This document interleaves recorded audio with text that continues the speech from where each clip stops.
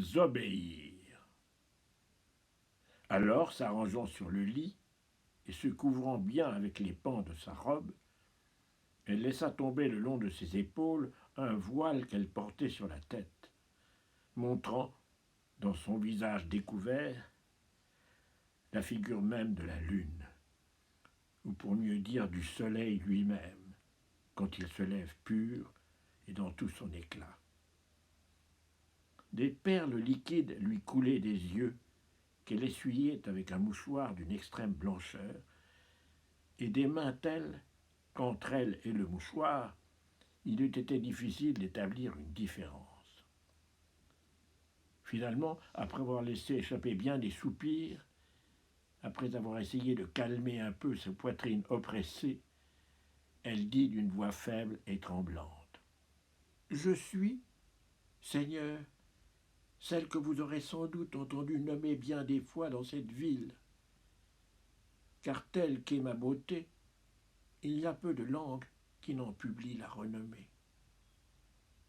Je suis en effet Cornelia Bentiboli, sœur de Lorenzo Bentiboli. Et peut-être m'aura-t-il suffi de dire cela pour avoir dit deux choses reconnues : ma noblesse et ma beauté. Toute jeune, je restai orpheline au pouvoir de mon frère, qui dès l'âge le plus tendre mit tous ses soins à ma garde, bien qu'il eût encore plus de confiance en mes sentiments d'honneur qu'en la sollicitude qu'il mettait à me garder. Finalement, entre les murs et dans la solitude, n'ayant pour compagnie que celle de mes femmes, j'allais grandissant, et en même temps que moi grandissait la renommée de ma gentillesse, divulguée dans le public par les serviteurs de la maison et par ceux qui me visitaient dans l'intimité, ainsi que par un portrait que mon frère fit faire à un peintre fameux, afin, disait-il, que le monde ne fût pas complètement privé de moi, si le ciel me rappelait à une meilleure vie. Mais tout cela n'aurait servi que faiblement à hâter ma perdition, s'il n'était arrivé que le duc de Ferrare consentit à être le parrain des noces d'une de mes cousines, où mon frère me mena en toute bonne intention, et pour faire honneur à ma parente. Là, je vis, et je fus vu. Là, si je ne m'abuse, je fis rendre des cœurs et conquis des volontés. Là, je reconnus quel plaisir donnaient les louanges, même adressées par des langues menteuses. Là, finalement, je vis le duc et fus vu de lui, et cette vue mutuelle a été cause que je me vois maintenant comme je me vois. Je ne veux pas vous raconter, Seigneur, car ce serait à n'en jamais finir, les ruses, les artifices, les moyens de toutes sortes par lesquels le duc et moi nous parvînmes au bout de 2 ans à satisfaire les désirs que cette noce avait fait naître. Ni réclusion, ni gardien, ni remontrance, ni aucune diligence humaine ne suffirent pour empêcher notre réunion, qui eut lieu, enfin sous la parole qu'il me donna d'être mon époux. Car sans cette promesse, il ne lui eût pas été possible de faire capituler la forteresse de mon honnête et valeureuse fierté. 1000 fois je lui dis de demander publiquement ma main à mon frère, puisqu'il était impossible que celui-ci la refusât, et que pour lui, il n'aurait aucune excuse à donner au vulgaire pour se disculper de la faute, qu'on lui reprocherait de contracter une mésalliance, puisque la noblesse de la famille Bentiboli ne démentait en rien celle de la famille d'Este. À cela, il me répondit par des prétextes que je trouvais justes et suffisants. Subjuguée et confiante, je le crus avec la foi de l'amour, et je livrai ma volonté à la sienne, par l'intermédiaire d'une de mes femmes, plus souple au présent du duc que ne le méritait la confiance qu'avait mise mon frère en sa fidélité. Enfin, au bout de quelques jours, je me trouvai enceinte, et avant que mes vêtements ne publiassent mes libertés, pour ne pas leur donner un autre nom, je feignis d'être malade, mélancolique, et j'obtins de mon frère qu'il me conduisit chez cette cousine dont le duc avait été parrain de noces. Là, je fis savoir au duc en quelle situation je me trouvais, le péril dont j'étais menacé, et le peu de sécurité qui restait à ma vie, car j'avais quelque doute que mon frère soupçonnait ma faute. Il demeura convenu entre nous qu'à l'entrée du dernier mois de ma grossesse, je le ferais avertir et qu'il viendrait me chercher avec d'autres amis pour m'emmener à Ferrare, où il se marierait alors publiquement avec moi. Cette nuit où nous sommes fut celle dont nous convînmes pour son arrivée. Et cette même nuit, tandis que je l'attendais, j'ouïs passer mon frère avec plusieurs autres hommes, armés sans aucun doute, puisque j'entendis le cliquetis des armes. La frayeur dont je fus saisi provoqua un accouchement subit, et je mis au monde un bel enfant.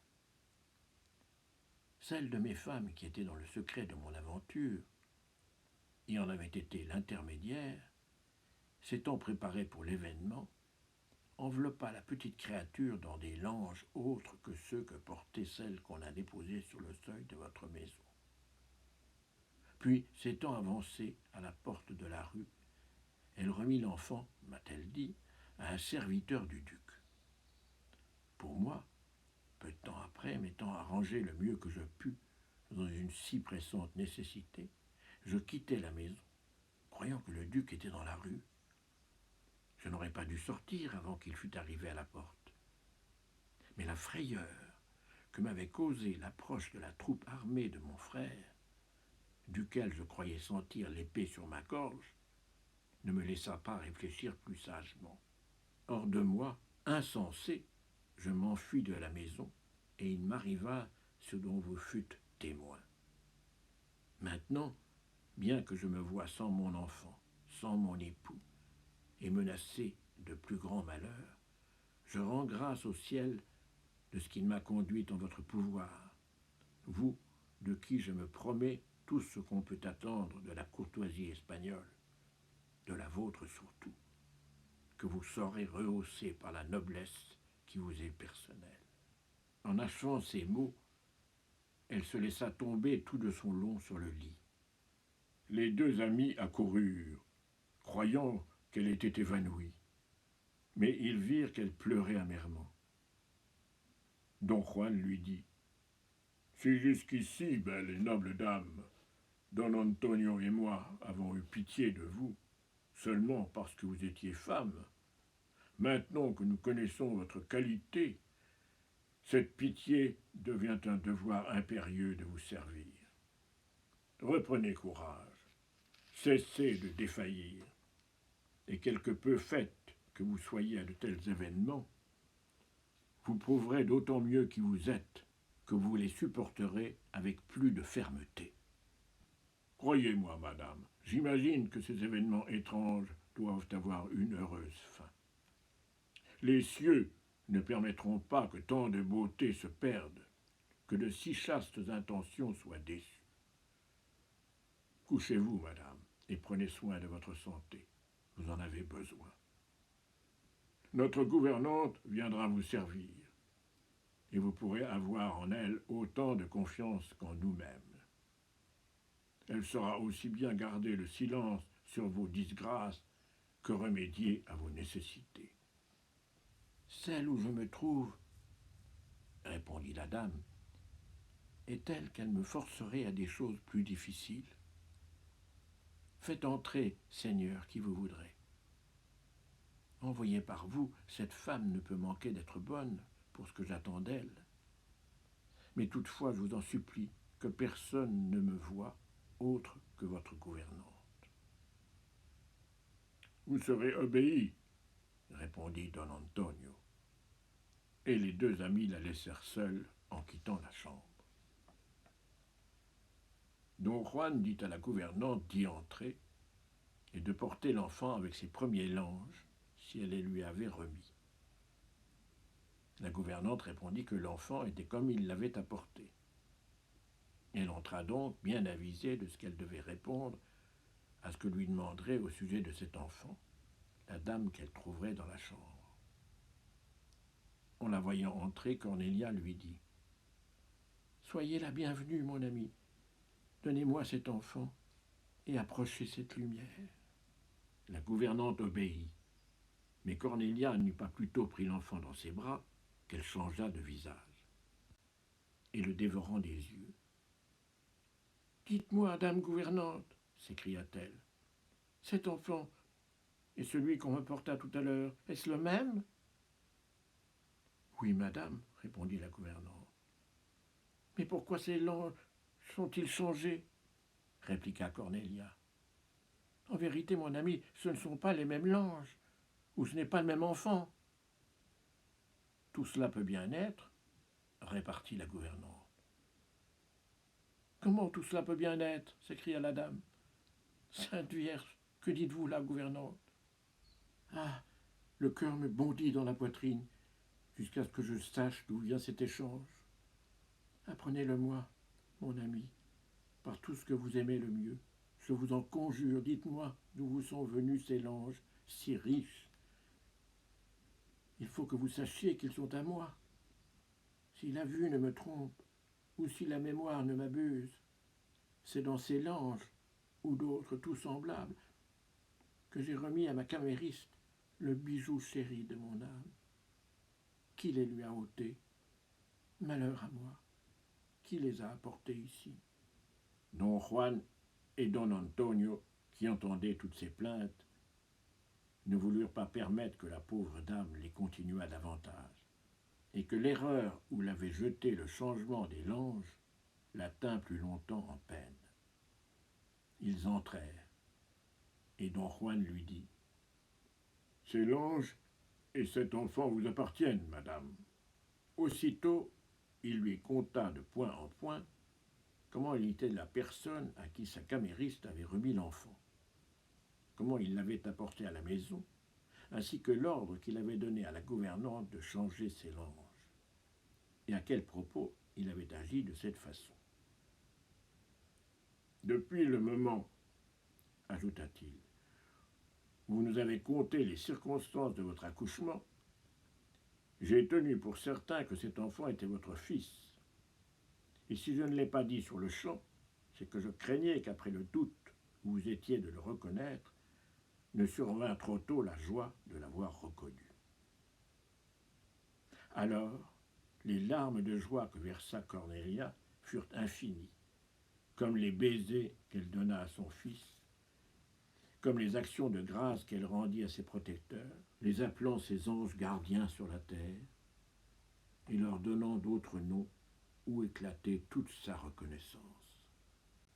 Ils la laissèrent avec la gouvernante en recommandant à celle-ci de veiller sur elle, de la servir avec tout le soin possible. Et après lui avoir révélé la situation de l'étrangère, pour qu'elle lui donnât tous les secours utiles, puisque femme, elle en savait plus long qu'eux sur ce point. Là-dessus, ils allèrent reposer le peu qui restait de la nuit, bien résolus à ne point entrer dans l'appartement de Cornélia, à moins de nécessité absolue, ou qu'elle ne les appelât elle-même.